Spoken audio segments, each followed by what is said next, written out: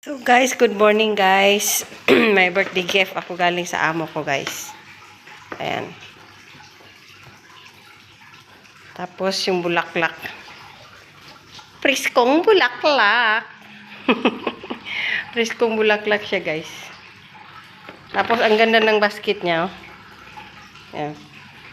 Tapos ito. Isa pang bouquet ng bulaklak. Ayan. Ganda, no? Salamat sa pag-gift.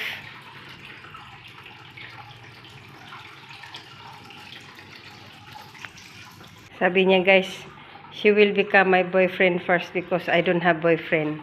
Wala na talagang love life, guys. Yan, binigay niya sa akin. Tapos yung Bath and Body Works. Dalawang spray yata to. Yan, no? Yan, spray. Tapos, yung isang lotion. Ewan ko kung lotion to. Ayan, hand soap siya guys. Para sa panghugas ng kamay. Ganda siya guys. Mabango. Ayan. Thank you guys.